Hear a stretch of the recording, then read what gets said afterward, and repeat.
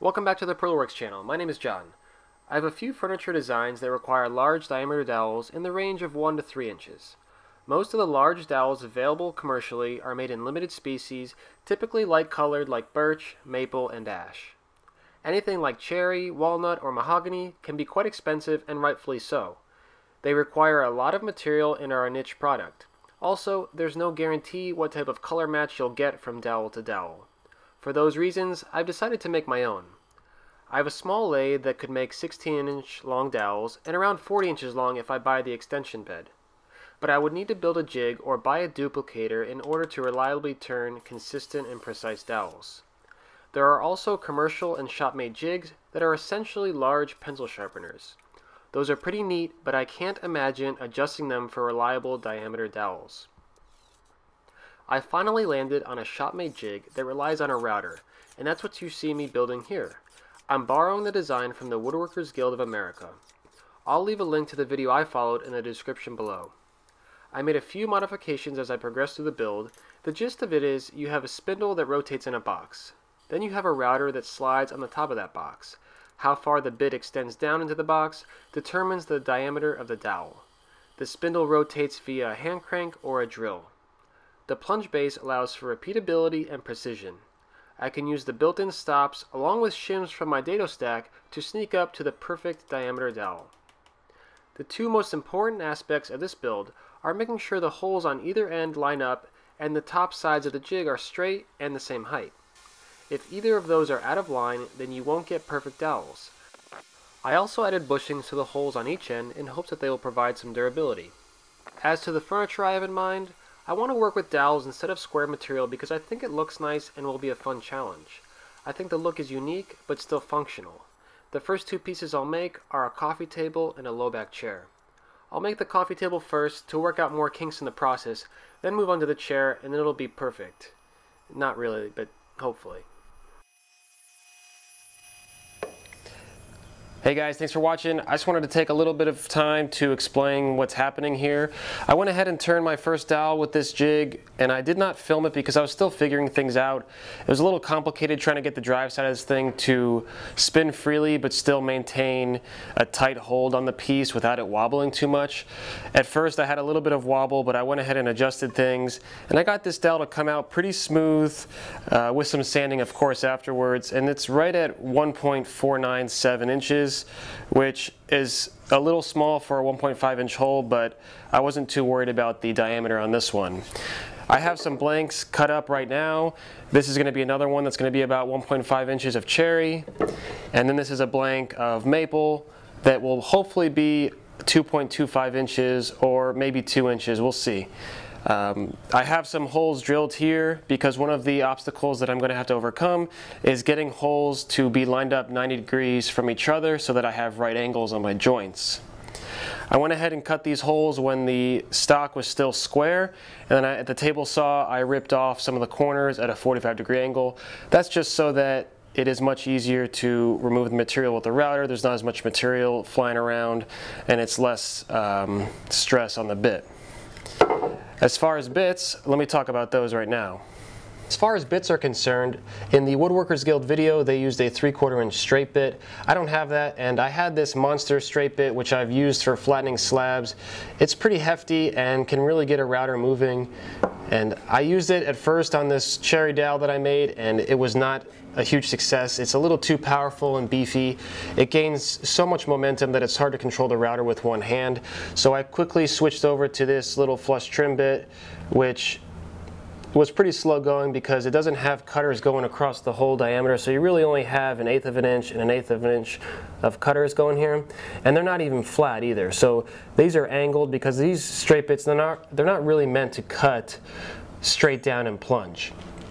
So I upgraded to this 1.1 bit that has cutters going the whole diameter of the bit. This is meant to flatten out slabs or flatten out and true up some CNC beds.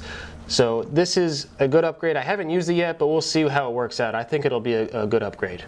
On the drive side of these pieces, you need to have a hole here that will accept the drive screw. In the video that I followed, they use a 3/8 inch hole for the 3/8 inch all thread, and then use this little washer and nut tandem to hold everything with some hot glue. That worked out okay. It was still a little wobbly unless you got everything seated very firmly, and I just thought it was a little too finicky and unreliable from piece to piece. And so what I've done on these ones is drilled a 5/16 inch hole and threaded some 3/8 inch by whatever the thread size is of these all threads. I think it's 16 threads per inch or something like that. And I've done a couple tests just threading the drive shaft in along with this little nut, and it's seated much more tightly, and so I think it'll be a lot more reliable going forward. So I have the drive end of this piece set up, and I'll just talk a little bit about the order of operations here because it was a little difficult for me to film it in action because my hands are in the way. So the first thing I did was thread this drive screw into the workpiece, and I don't thread it all the way to the bottom of the hole because I still want some of the pressure to be applied by these two nuts. So after I've threaded it about 3/4 of the way into this hole, I'll put this flange nut on along with this second nut, and I'll tighten these two, and that'll get it nice and firm onto the workpiece. The next step is to tighten these two nuts.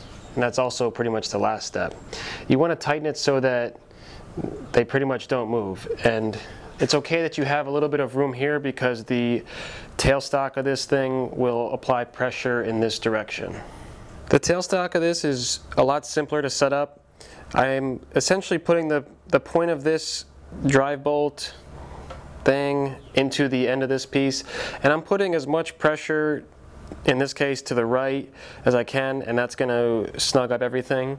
And then I'll tighten this bolt backwards against the wall of this jig, and then after that I'll tighten up this wing nut. And everything should be pretty snug now.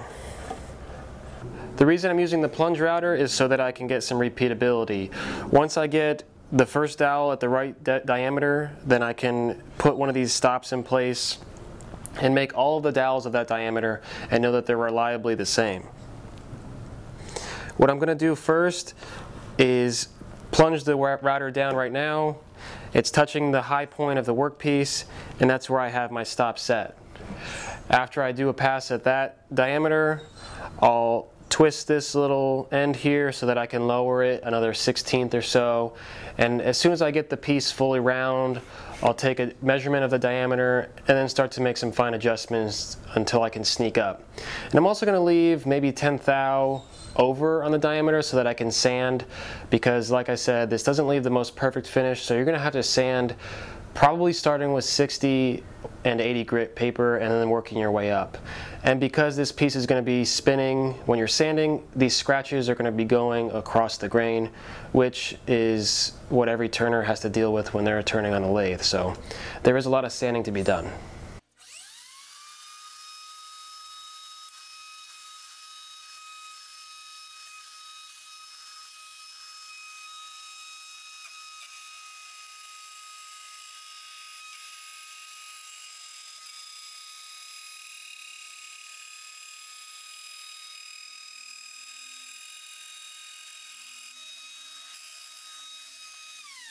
So after that first pass, this is a pretty good result. It's a little rough, but it's much better than I got with this bit right here.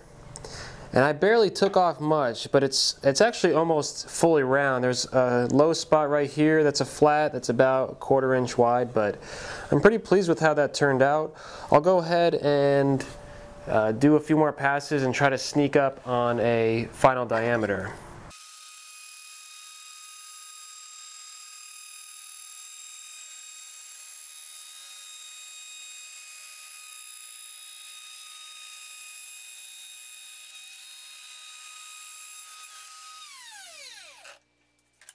On my DeWalt router here, I can adjust the plunge depth with a very fine increment by turning this. So I just did a very small turn, and that'll let me plunge ever so slightly deeper than I did before using the same stop that's at the bottom of the plunge base. After making that fine adjustment with the plunge base, I've gone from 1.55 inches right here. You can see this little lip. I just made one quick test plunge, and this right here is 1.51 inches. So that means I have about 10 thou of material that I can sand away to get to that exact 1.5 inches.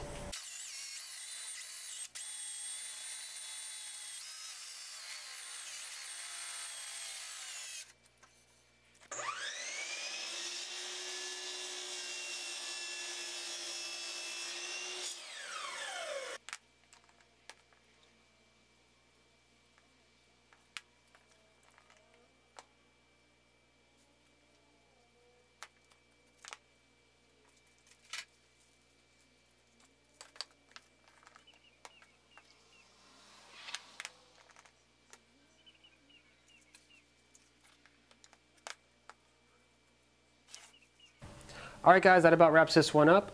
I would say that this was a relatively successful experiment. This jig works well enough for what I need it to do, though there are still some adjustments that I'll have to make before working on the final chair. One of those adjustments is going to be a second tailstock that lets me do shorter workpieces.